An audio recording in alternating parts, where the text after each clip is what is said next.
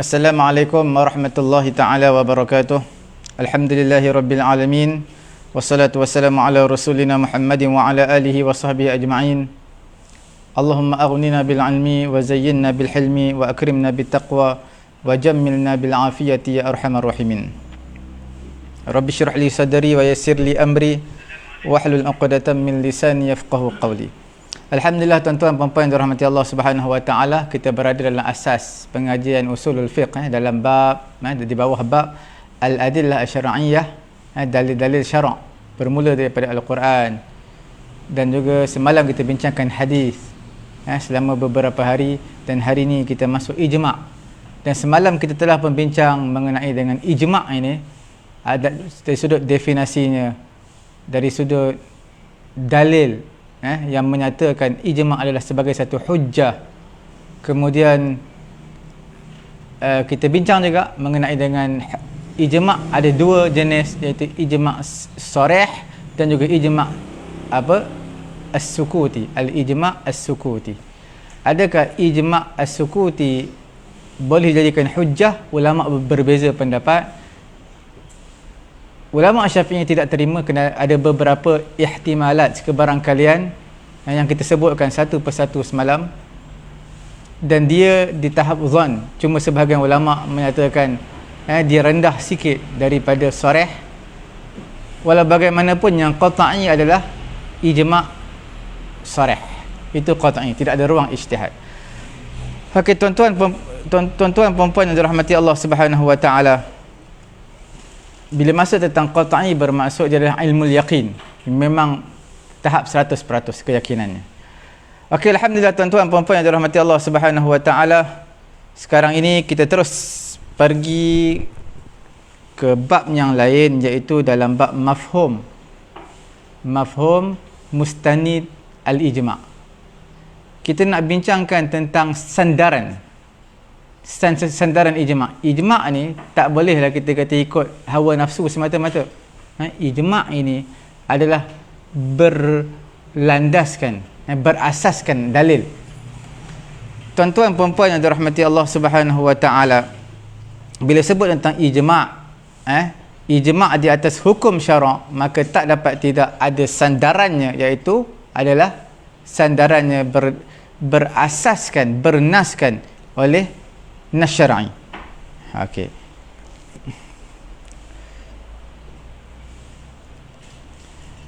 Sekarang kita lihat dalil yang mana ijma' ni bersandar kepada dia. Kemungkinan dia boleh jadi dalil qat'i dan juga dalil dhanni. Tuan-tuan lihat, kita pecahkan kepada dua. Okey.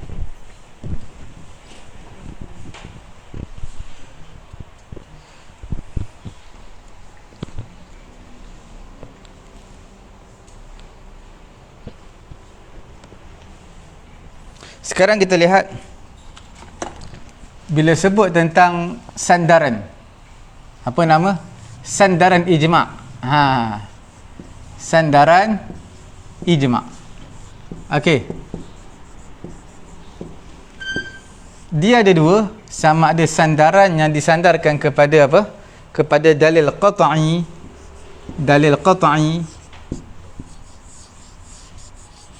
ataupun berasaskan, berdalilkan dengan dalil dhanni. Okey. Bila sebut tentang dalil daripada dalil qat'i, tuan-tuan, bila sebut tentang dalil qat'i, maka di sini tidak ada khilaf di antara ulama. Tidak ada khilaf. La khilafa fi. Tidak ada khilaf. Dalil qat'i. Okey. Dalil qat'i ini daripada apa? Selalunya sama ada Quran ataupun hadis yang mutawatir. Okey? Hadis yang mutawatir. Selalunya itulah dipanggil dalil qat'i yang kita bincangkan sebelum ini.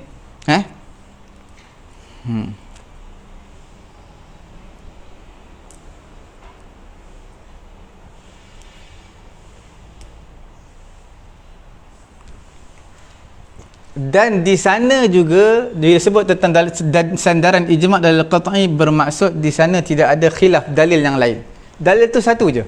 Okey, ini kita panggil apa? Hadis mutawatir. Tuan-tuan lihat contoh saya nak bagi satu contoh. Masalan, satu contoh. Dalil qat'i. Hurrimat 'alaikum ummahatukum wa banatukum wa akhawatukum wa ammatukum. Hurrimat dalam surah apa? Surah Nisa, juzuk yang keempat, juzuk yang keempat yang akhir sekali, ayat terakhir juzuk yang keempat. Hurrimat 'alaikum ummahatukum. Okey, diharamkan apa? Bernikah emak kamu tak boleh nikah dengan mak kamu. Okey, ini dalam surah An-Nisa ayat ke-23. Okey, di mana yang dikatakan ijma' tu? Ijma' ni bermaksud diharamkan kepada kamu ibu-ibu kamu. Ibu-ibu kamu. Ini ayat Quran. Bila ayat Quran dipanggil apa? Dipanggil sebagai inilah la khilaf, tidak ada khilaf. Dalil qat'i, ayat Quran. Sekarang mereka berbincang ulama mengenai dengan lafaz ummahatukum, diharamkan kepada kamu ibu-ibu kamu. Di sini ulama telah ijma'. Ijma' apa? Tahrim az-zawaj. Tahrim apa? Haram berkahwin. Tahrim az-zawaj, haram berkahwin dengan apa? Ma'al jaddah, dengan nenek. Bukan kata ibu je, ibu kepada ibu juga tidak dibenarkan. Okey, nampak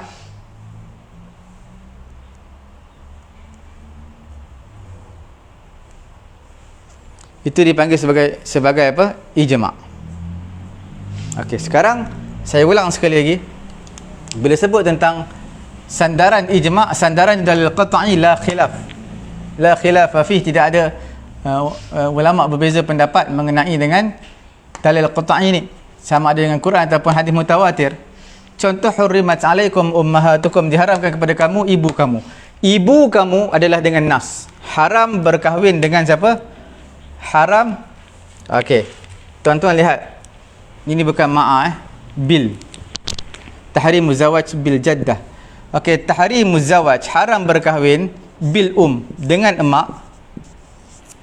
Tuan-tuan nampak? Ayat Quran diharamkan kamu berkahwin dengan ibu-ibu kamu. Ibu-ibu kamu itu dipanggil sebagai nasson. Nas, teks.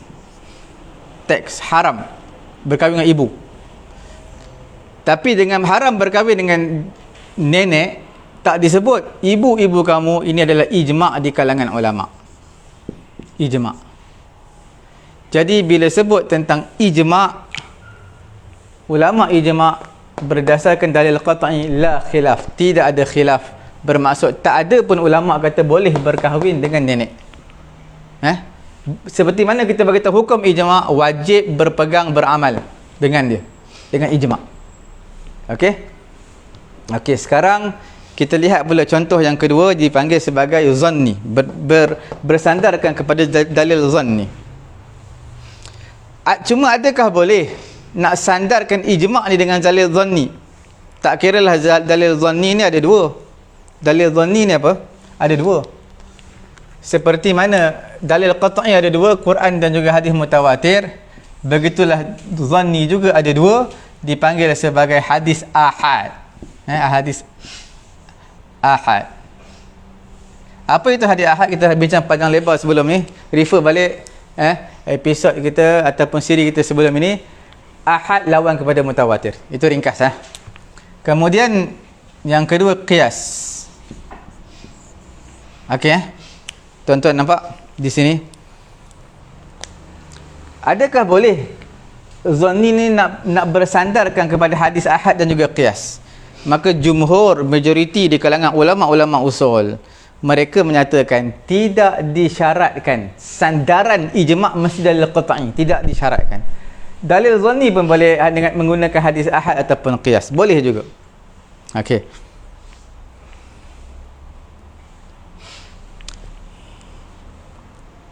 Contoh, contohnya seperti mana saya nak bagi tahu tuan-tuan, pada zaman Abu Bakar, Nabi berikan kepada Jaddah. Nabi berikan kepada Jaddah, berapa Jaddah dapat? Nabi berikan kepada Jaddah sudus 1/6. 1/6 harta pusaka. Dengan kematian, dengan sebab kematian cucu dia. Nampak tak? Jadi di sini tuan-tuan lihat, sebab berlakunya kematian cucu, maka nenek mendapat 1/6. Nabi sendiri bagi. Jadi Abu Bakar telah mengatakan bersama sahabat-sahabat lain, ijma' di kalangan ulama, cucu mati nenek akan mendapat 1/6. Okey. Itu dipanggil apa tu? Hadis ahad ataupun qiyas. Oh, ini hadis ahad. Ijma' berdasarkan hadis ahad. Hadis ahad menyatakan Nabi beri kepada nenek 1/6 dengan sebab kematian cucu dia. Jadi ulama ijma' iaitu Jaddah akan dapat 1/6 dengan sebab kematian cucu. Okey. Tuan-tuan boleh lihat riwayat daripada Mughirah bin Syu'bah. Nabi sendiri beri 1/6 kepada nenek. Okey. Kemudian yang kedua, ijma' qiyas. Qiyas. Apa yang qiyas? Okey, kita katakan qiyas ni apa? Syahmul khinzir. Syahmu ni apa? Lemak. Syahmul khinzir, lemak babi, haram. Sebab apa haram? Qiyas kepada daging babi. Lahmul khinzir. Daging babi. Dalam Quran ada sebut nas secara teks. Daging babi, innama harrama alaikumul maitata, apa nama ayat dia?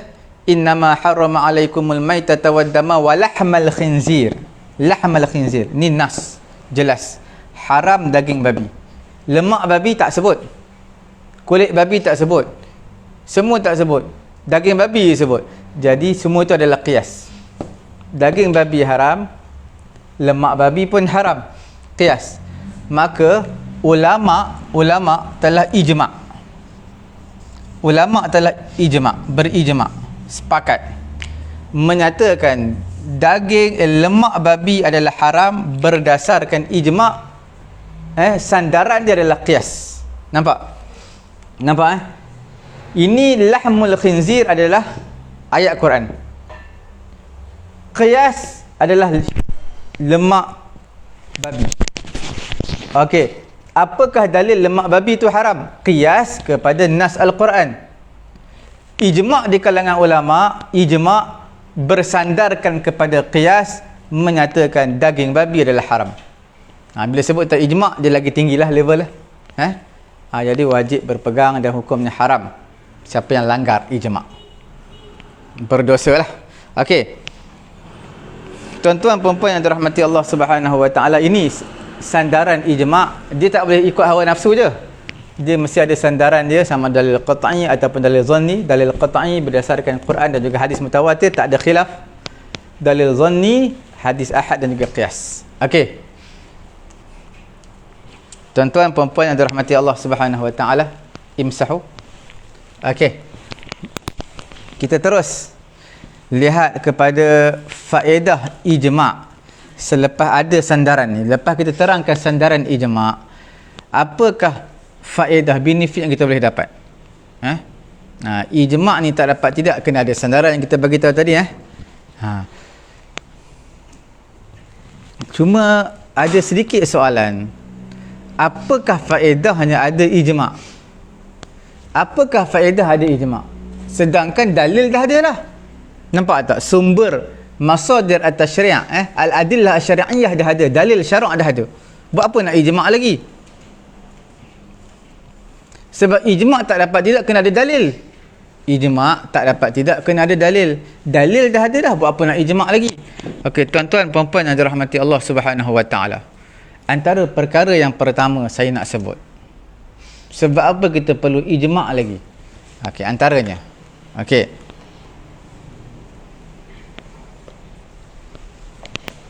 Apa dia? Iaitu tidak perlu lagi kita bahas dalil, mencari dalil yang lain.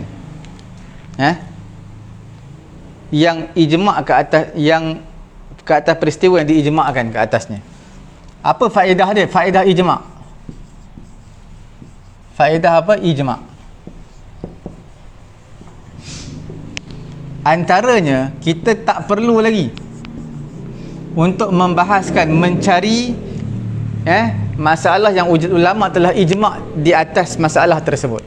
Satu peristiwa berlaku, isu berlaku, tak perlu kita bahas, berdebat, mencari apakah solutionnya, penyelesaiannya, sedangkan apa, ulama telah ijma'. Okey, tak perlu kita bahas lagi, cari lagi. Itu keistimewaan yang pertama. Yang keduanya adalah haram mukhalafah dengan ijma'. Haram. Langgar ijma', ulama ijma' kita pergi langgar, maka haram, berdosa. Okey. Kemudian yang ketiganya, sanad ijma' ini dia memberi faedah, ada yang zon, maka dia boleh jadi qat'i selepas ijma'. Okey. Tuan-tuan, dia asalnya dalil mengenai sesuatu hukum, dia setakat zanni je. Zanni ni tak apa tinggi, tak sampai ilmu yaqin lah. Zanni. Okey. Tapi bila mana ulama ijma', dia akan naik level.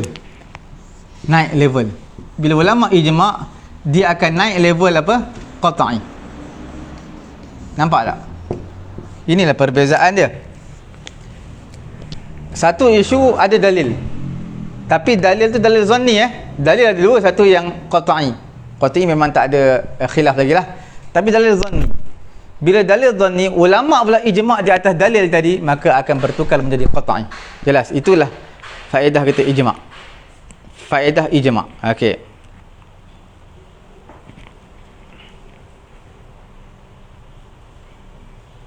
Satu lagi masalah yang keempat, dia berbeza yang keempat. Dia dah dalil ni, dah dalil qat'i. Qat'i. Okey, tiba-tiba nak ijma' lagi di atas benda qat'i. Dia akan jadi macam mana? Ijma' di atas benda yang qat'i, dia akan jadi apa? Dia qat'i. Benda yang qat'i, mana dalil tu, isu tu, satu isu yang berdalil dalil qat'i. Tiba-tiba ulama ijma' di atas dalil qat'i. Untuk apa? Untuk apa lagi? Adalahkah qat'i? Tak ada, qat'i sekali je. Maka di sini nak memberitahu kepada kita, dia adalah takkid, untuk menguatkan, menegaskan. Takkid, menegaskan, menguatkan hukum qat'i daripada Quran. Dan di sinilah akan tidak boleh berlaku khilaf. Tak boleh berlaku khilaf. Khilaf tak boleh berlaku. Okey. Sebab dia qat'i.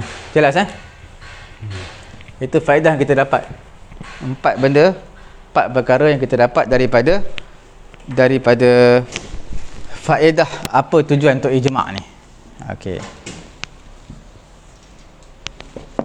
Okey, tuan-tuan puan-puan yang dirahmati Allah Subhanahu wa taala. Adakah mungkin untuk ijma' berlaku tak ijma' sekarang? Berlaku tak ijma'? Jadi di antara ulama Mu'tazilah, mereka melihat ijma' ni dengan syarat-syarat yang disebutkan tadi, dari sudut definisi takrif yang kita bincangkan sebelum ni, tak mungkin berlaku. Tak mungkin berlaku pada zaman sekarang. Okey. Sebab apa? Sebab ulama-ulama mujtahid,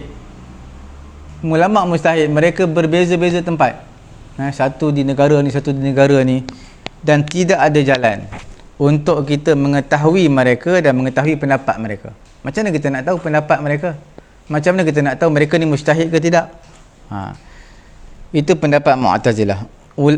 Jumhur ulama, majoriti di kalangan ulama, mereka berpendapat ijma' ni dengan syarat-syarat yang mungkin berlaku yang kita sebutkan pada definisi yang semalam awal-awal.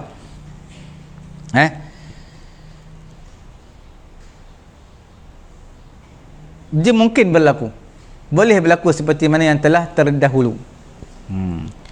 Kita lihat bagaimana ulama-ulama Islam, mereka telah ijma' di atas benda yang fardu.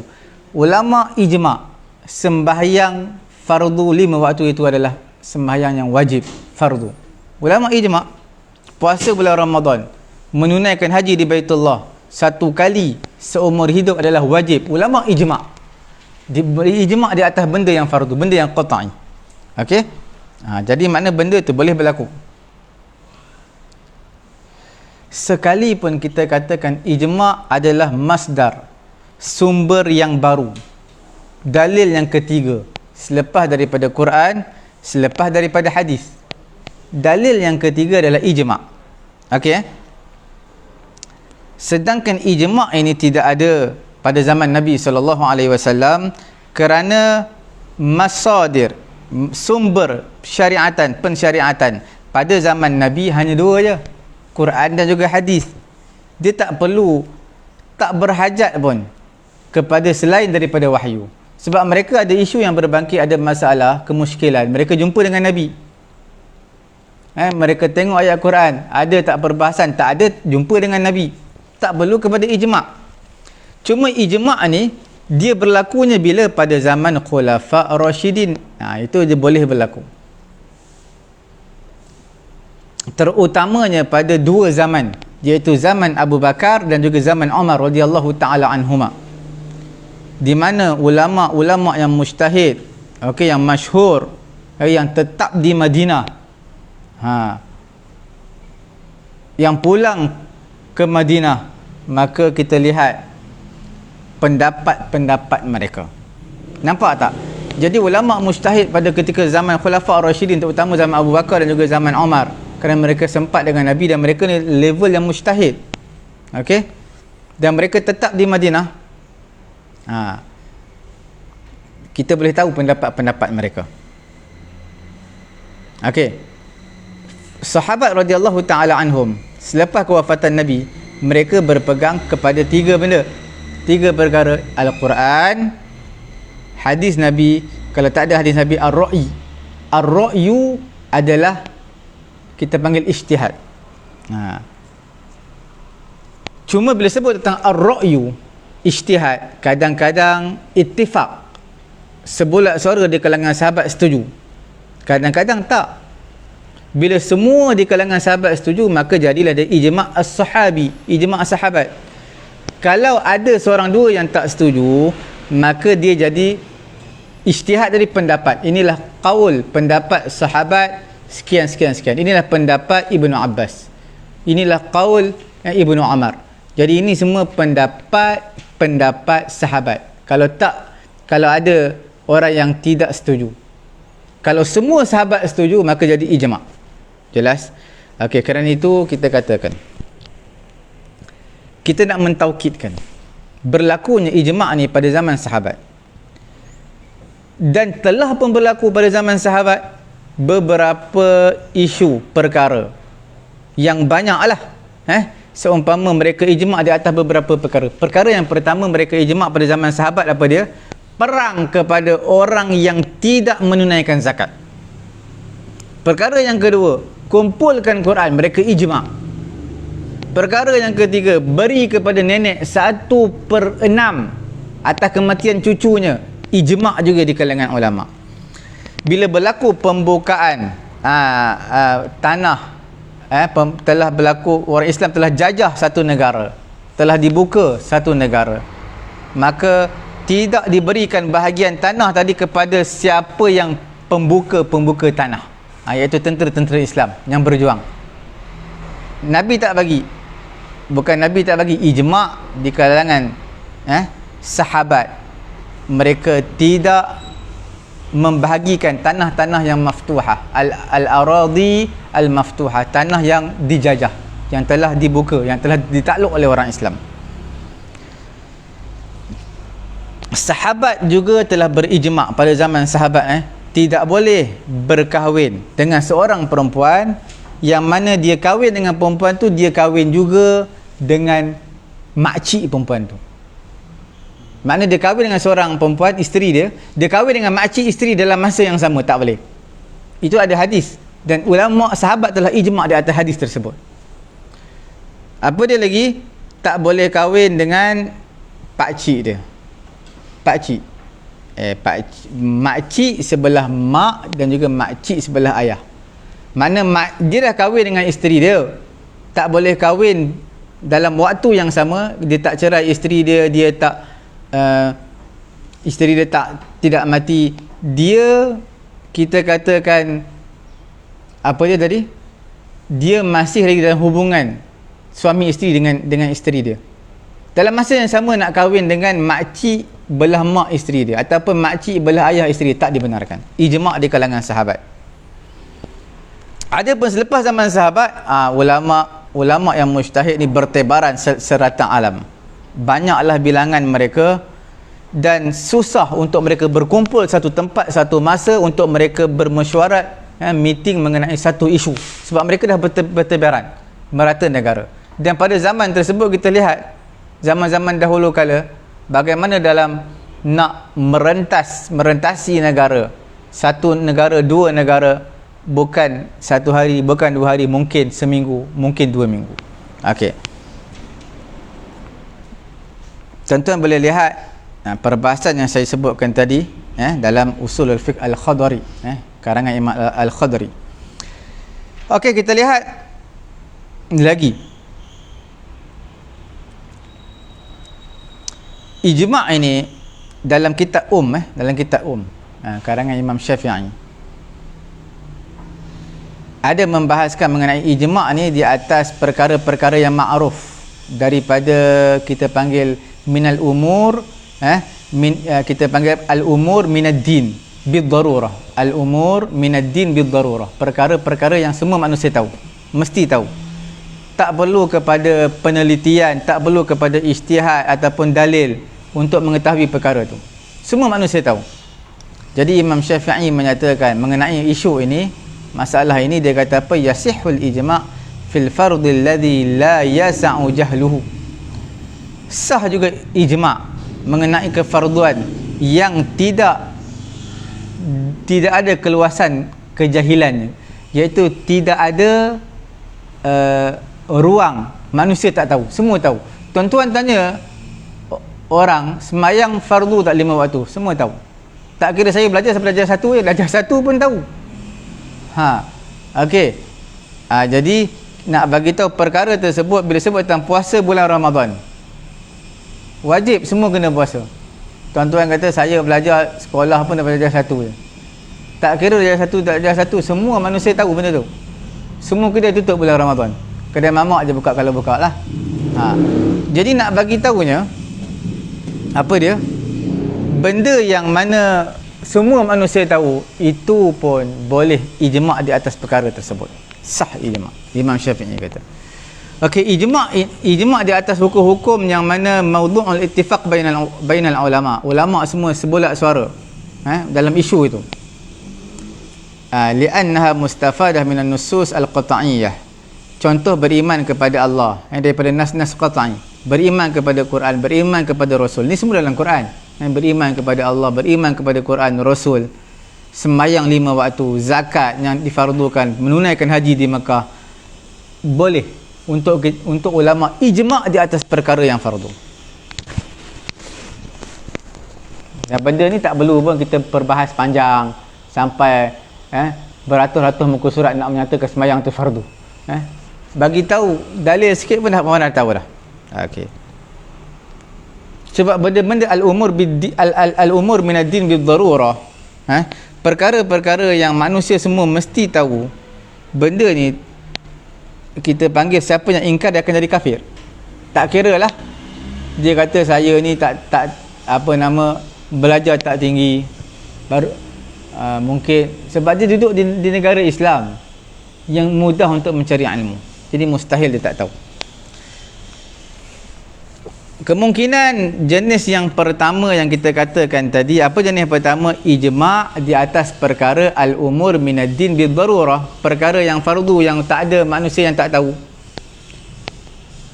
Jadi ijma' di atas perkara tersebut adalah ijma' yang diterima oleh semua ulama, dan tidak ada ulama yang membantah. Okey,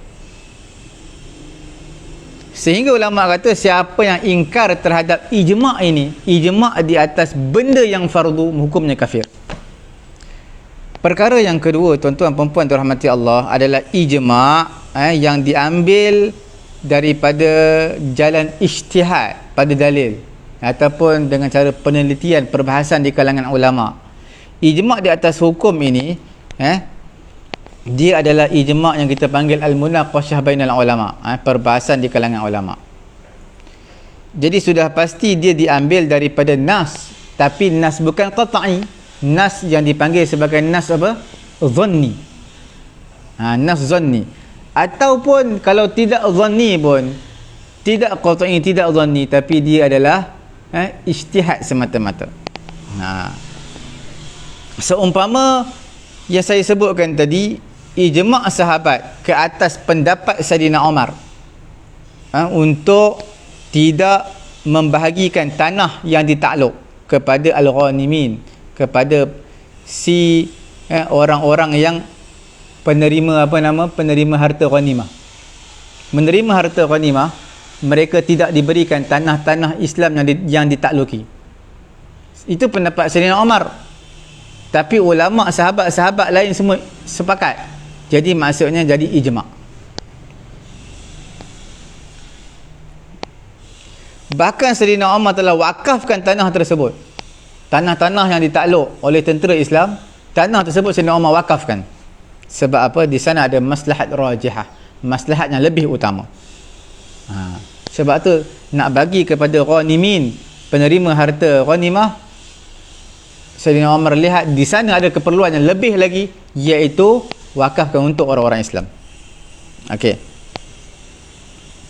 Kemudian jenis yang kedua ini, iaitu bersandar, kita panggil ijma' di atas perkara yang zon. Perkara yang zon, bukan qat'i. Imam Asy-Syaukani menyebut ijma' sahabat adalah hujjah. Imam Syaukani sebut dalam kitab apa? Irsyadul Fuhul. Tuan-tuan lihat dalam kitab karangan Imam Syaukani, Irsyadul Fuhul, dia menyebutkan ijma' sahabat adalah hujjah tanpa khilaf di kalangan ulama. Adapun ijma' selepas daripada zaman sahabat, maka pada ijma' tersebut ada khilaf, perbezaan pendapat di kalangan ulama. Ada sebagai ulama mereka kata cukuplah ijma' dengan ijma' sahabat sahaja, itu saja diterima. Selepas daripada itu tidak diterima. Okey. Yang pendapat yang kata ijma' di kalangan sahabat sahaja diterima, itulah pendapat yang dinukilkan daripada Imam Ahmad bin Hanbal. Ada pun pendapat yang masyhur daripada Imam Ahmad bin Hanbal, dia kata iqtasara al-amal bi ijma'i sahabah duna man ba'dahum, iaitu beramal dengan ijma' di kalangan sahabat tidaklah selepas daripada zaman sahabat. Imam Abu Hanifah pula berkata, dia kata apa? Imam Abu Hanifah mengatakan, tuan-tuan boleh lihat dalam kitab Al-Ihkam, fi Usulil Ahkam, karangan Ibnu Hazm. Dia kata apa? Imam Abu Hanifah, ma ja'ana 'anis sahabah ittaba'nahum. Apa yang sahabat bawa datang, kami ikut je mereka. Kami ikut saja mereka. Apa yang sahabat bawa datang. Wa ma ja'ana 'anit tabi'in, apa yang tabi'in bawa datang. Apa yang tabi'in bawa datang, maka zahamnahum. Kami akan berijtihad. Okey. Zahamnahum ni maknanya tadayaq, saling sempit menyempit. Maknanya dia tak ikut orang lain, dia ijtihad dia sendiri. Itu tuan-tuan boleh lihatlah dalam kitab As-Saraqsi. Kitab apa? As-Sarakhsi, usul As-Sarakhsi. Dia sebenarnya riwayat daripada perkataan Abu Hanifah ni panjang lagi sebenarnya. Panjang lagi. Apa dia? Ayat yang awal dia, idza jaa anin nabi sallallahu alaihi wasallam fa'ala ra'si. Ada satu riwayat kata fa'ala ra'si wal ain. Makna apa yang nabi bawa datang, maka ke atas kami kepala dan juga mata. Makna kami patuh, tunduk, taat je. Apa yang nabi bawa datang kami taat je. Wa idza ja'anis sahabah, apa yang datang daripada sahabat, nakhtar min qawlihim, kami pilih yang mana pendapat sahabat yang kuat, yang lebih rajih. Kami pilih. Wa ma ja'ana 'anit tabi'in, apa yang datang kepada kita daripada tabi'in, maka zahamnahum, kami telah berijtihad, kami tak taklid. Itu tuan-tuan boleh lihat juga dalam Ibnul Qayyim Al-Jauziyah dalam kitab I'lamul Muwaqqi'in. Tuan-tuan lihat di sana ada perkataan yang disebut. Perkataan ni masyhur dalam bab ijma'. Jadi maksud dalam sebahagian riwayat dia kata apa? Apa yang Nabi bawa datang kami taat, apa yang sahabat datang kami pilih, apa yang tabi'in bawa datang hum rijal nahnu rijal, mereka lelaki kami pun lelaki. Apa maksudnya? Maksudnya sebab ni perkataan Abu Hanifah. Abu Hanifah adalah tabi'in. Abu Hanifah adalah tabi'in. Jadi bila dia kata yang sezaman dengan dia, bila mana tabi'in yang ungkapkan apa yang tabi'in bawa datang, maka mereka boleh berijtihad, kami pun boleh berijtihad, dan kami tidak ikut ijtihad mereka. Sebab kami boleh ijtihad, kami tak bertaklid. Okey, itu maksud zahamnahum. Pendapat dalam mazhab Az-Zahiriyah, Daud Az-Zahiri, Ibnu Hazm nukilkan di dalam kitab dia Al-Ihkam fi Usulil Ahkam. Dia kata apa? La ijma'a illa ijma'us sahabah. Illa ijma'us sahabah. Tidak ada ijma' melainkan ijma' yang diterima adalah ijma' sahabat sahaja. Okey, jelas ulama berbeza pendapat mengenai ijma' ni yang datang selepas daripada zaman sahabat, khususnya selepas mereka telah berpecah ke beberapa negara dengan sebab susahnya mereka nak berkumpul satu tempat, ulama-ulama yang mujtahid. Tuan-tuan kena faham, bila sebut tentang ijma', semua ulama mujtahid berkumpul dalam satu masa di tempat yang sama. Pada zaman dahulu lah, pada zaman sekarang kita boleh buat Zoom, Google kalau ada ulama yang tahap mujtahid. Okey. Dengan sebab ini, sebahagian di kalangan ulama mereka mengguna satu ibarat yang lain. Dia kata apa? La a'lamu fil hukmi khilafan. Itu perkataan yang agak satu alternatif lain. Okey, satu alternatif lain. Bila mana datangnya selepas zaman sahabat, mungkin nak berkumpul ulama-ulama mujtahid ni payah. Jadi apa perkataan mereka yang familiar? Mereka kata la a'lamu fil hukmi khilafan. Aku tak tahulah mengenai hukum ni ada khilaf. Maknanya apa? Seolah-olah telah berijma'. Tapi mereka tak dakwa ijma' pada masalah-masalah yang mereka yang tidak diketahui khilaf padanya. Yang mereka tak tahu khilaf benda ni, mereka tak kata ijma', tapi mereka kata aku tidaklah a'lamu, aku tidak mengetahui pada hukum ini khilafan. Okey, khilaf. Ya, ini Imam Syafi'i sebut dalam kitab dia, kitab Al-Um. Okey.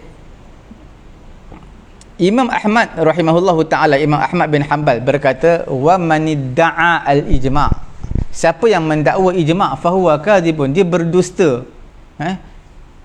La'alla an-nas ikhtalafu, kemungkinan manusia pada ketika itu mereka berselisih faham, ulama berselisih faham, tapi mereka dakwa ijma', maka mereka berdusta. Wa ma yudrihi wa lam yantahi ilaihi falyaqul, maka yang lebih selamat hendaklah dia kata la na'lamun nas, kami tak tahu, ulama-ulama ikhtalafu, berbeza dalam masalah khilaf dalam masalah ini. Okey. Okey, tuan-tuan puan-puan yang dirahmati Allah Subhanahu wa taala. Jadi di sini kita lihat ijma' dalam perkara al-umur bid-din, al-umur minad-din bid-darurah, itu adalah perkara disandarkan kepada nas qat'i, maka itu adalah hujah dan tak ada khilaf. Okey, menjadi hujah tak ada khilaf. Sama juga nas zanni, ijma' sahabat tak ada khilaf. Ijma' selepas zaman sahabat ataupun ijtihad. Okey. Ini adalah khilaf di kalangan ulama. Okey, tuan-tuan nampak Kita tengok di papan putih. Bila sebut tentang ijma'. Ijma' apa? Ijma' perkara al-umur minad-din bid-darurah. Contoh ijma' tentang solat. Solat ni semua tahu. Ijma' kefarduan semayang itu 5 waktu. Okey. Maka di sini boleh dijadikan sebagai hujjah dan juga hukumnya adalah qat'i. Bila sebut tentang ijma' as-sahabi, sahabat yang ijma', semua sahabat sepakat, dia juga hujjah dan juga hukum qat'i. Bila sebut tentang ijma', tapi ijma' ini berlaku ba'da sahabi, selepas zaman sahabat, okey, ataupun dipanggil ijtihad, al-ijtihad, ijtihad birra'i, ijtihad pendapat ulama mujtahid, maka dia akan jadi zanni dan dia akan jadi zanni. Bila jadi zanni apa? Ikhtilaf bainal ulama, ulama berbeza pendapat. Okey, baina al-ulama. Okey, tuan-tuan jelas nampak? Okey, alhamdulillah tuan-tuan puan-puan yang dirahmati Allah Subhanahu wa taala. Okey, khilaf bainal ulama. Seterusnya kita lihat, adakah mungkin ijma' pada zaman kita sekarang ni? Ijma' berlaku ataupun tidak? Tuan-tuan, sekarang ini dia lebih kepada selepas pada zaman sahabat, ulama-ulama yang bertaraf mujtahid ni telah pergi ke merata negara. Susah untuk berkumpul. Jadi kita lihat ijma' pada zaman sekarang mungkin boleh berlaku, seperti mana berlaku pada zaman sahabat. Sebab apa? Dengan teknologi yang kita ada, Zoom, Google Meet dan sebagainya. Okey, teknologi yang kita ada. Cuma tuan-tuan, yang kita cuma kita nak pastikan, adakah yang berijtihad, yang duduk dalam satu mesyuarat itu, adakah dia berstatus mujtahid ataupun tidak? Itu yang kita tak tahu. Okey, adakah dia, yang boleh ijma' adalah yang tahap mujtahid. Okey, fa idza kana al-ijtihadul fardi fi asrina qad ta'athara bisababi adami tawafuri syurutul ijtihad. Okey, ijtihad fardi itu memang tersebar merata serata alam lah. Ijtihad fardi. Ijtihad fardi ni memang tersebar. Sebab apa? Tidak perlu kesempurnaan syarat-syarat ijtihad. Ijtihad secara personal. Tuan-tuan nampak nak pergi dekat hutan, sesat, tak tahu arah kiblat, tuan-tuan ijtihad sendiri, tengok macam mana gunakan kompas dan sebagainya. Ijtihad tuan-tuan. Okey. Bila mana ijtihad jama'i, ini dia bersandarkan kepada perkataan, buah fikiran, saling sempurna menyempurnakan yang mana yang kurang. Jadi ini semua perkara yang bukan perkara mudah. Bukan satu perkara yang mudah. Sebab itu kita ada, pada zaman kita sekarang ini, kita ada dipanggil sebagai i'malus syura wal ijtihad al-jama'i 'ala al-mustawa al-'alami, iaitu dipanggil mesyuarat yang peringkat global. Okey. Bahkan keperluan kita pada ketika ini adalah ijtihad jama'i. Itu lebih mendesaklah.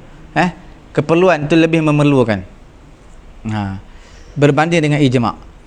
Untuk menyelesaikan masalah-masalah, contoh perbankan dan masalah ekonomi, masalah medik, contoh sebagai vaksin ni macam mana status dia. Jadi semua tu perlu kepada mesyuarat meeting orang-orang yang layak, yang ada kedudukan. Okey. Sudah pasti ulama dalam ilmu Islam, mereka tak mampu tau untuk ilmu-ilmu yang lain. Walaupun mereka mahir dalam bidang kefatwaan, tetapi mereka tak mampu untuk mengeluarkan fatwa di atas benda yang bukan bidang mereka. Okey. Contohnya mengenai dengan masalah ekonomi. Mereka kena panggil pakar ekonomi, duduk sekali dalam mesyuarat orang-orang agama yang hebat, maka pada ketika itu baru boleh selesai masalah. Contoh, mereka ada isu mengenai dengan perubatan, vaksin. Nak panggil siapa? Panggil orang yang betul pakar, pengarah Kementerian Kesihatan Malaysia, contoh. Duduk dalam meeting mesyuarat.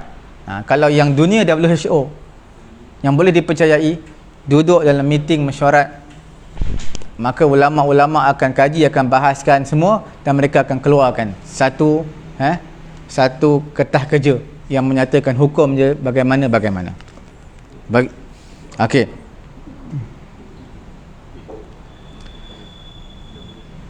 Itu kita panggil al-munaqashah al-ilmiyah ala hadzal mustawa al-alami, iaitu peringkat global. Okey, mesyuarat peringkat global.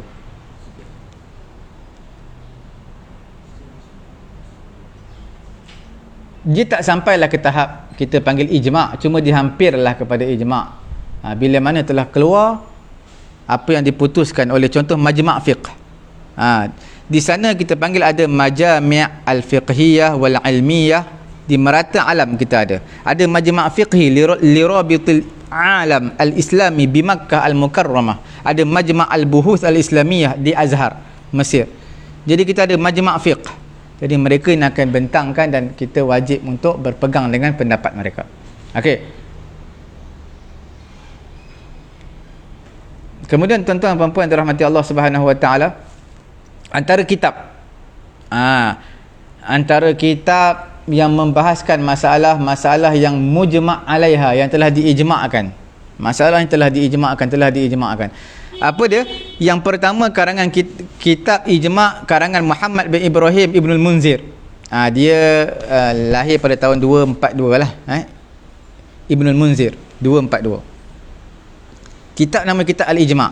Kitab yang kedua Al-Maratibul Ijma', kitab karangan Ali bin Ahmad Ibnu Hazm Al-Zahiri. Ibnu Hazm Al-Zahiri pada tahun 456.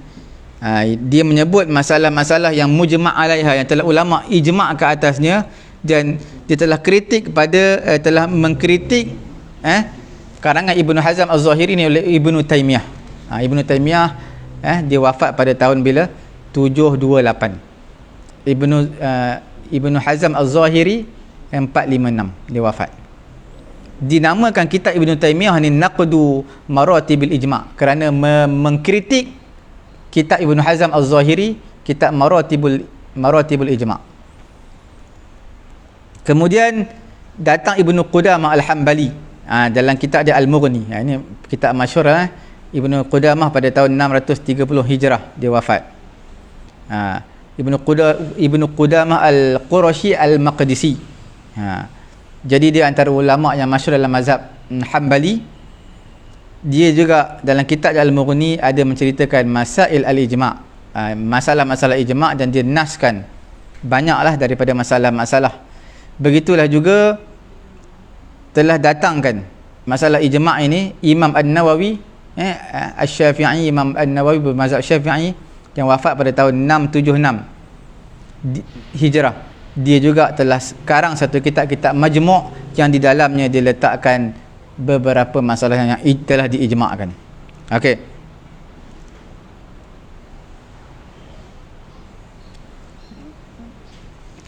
Karangan Imam Ibnu Qudamah ni banyaklah. Banyak antaranya Al-Mughni, Al-Kafi, Al-Muqni', Al-Umdah, Rawdatun Nazir. Ni semua kitab daripada mazhab Hambali. Yang terakhir bab ijma', kita tutup tirai pengajian kita pada hari ini.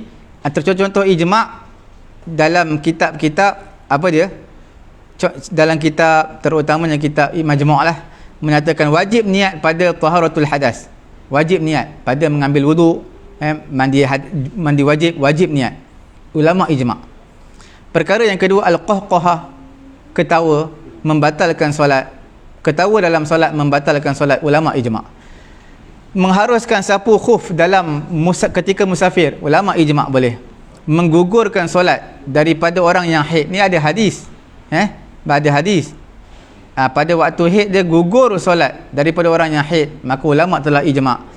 Solat salah satu rukun Islam yang 5. Ini ulama ijma' di atas perkara fardu. Azan iqamah disyariatkan untuk sembahyang Jumaat dan juga sembahyang fardu 5 waktu. Untuk azan dan iqamah disyariatkan. Ulama juga ijma'. Wajib tutup aurat. Dan dia adalah tutup aurat satu syarat daripada syarat-syarat solat. Ulama juga ijma'. Wajib zakat pada harta yang 4. Iaitu emas, perak, ataupun barang-barang perniagaan, dan juga bahimatul an'am, iaitu haiwan ternak, dan juga tanaman dan juga bijiran, buah-buahan. 4 benda ni wajib, ulama ijma'. Kefarduan haji, wajib haji bila sempurna syarat, ulama ijma'. Dan juga mengharamkan riba dan juga bermuamalat dengan riba, menjadi saksi di atas jualan riba, semua itu adalah ulama ijma' haram. Okey, ini semua beberapa perkara. Sebenarnya banyak lagi, cuma kita tak datangkan semua sekali. InsyaAllah kita tutup tirai. Ini bab terakhir kita lah dalam bab ijma'. InsyaAllah esok kita akan masuk topik yang baru, iaitu bab qiyas. Qiyas adalah dalil yang keempat selepas Quran, hadis, ijma' dan juga qiyas. Tuan-tuan yang terlepas melayari mengikuti pengajian kita pada pagi yang mulia ini, okey, terus layari page Facebook kami Pusat Tahfiz At-Taqwa, layari YouTube kami Pusat Ilmu At-Taqwa, dan jangan lupa tekan butang share, sama-sama memanfaatkan pengajian kita pada pagi yang mulia ini. Subhanallahumma wa bihamdihi, subhanakallahumma wa bihamdika, asyhadu an la ilaha illa anta, astaghfiruka wa atubu ilaik.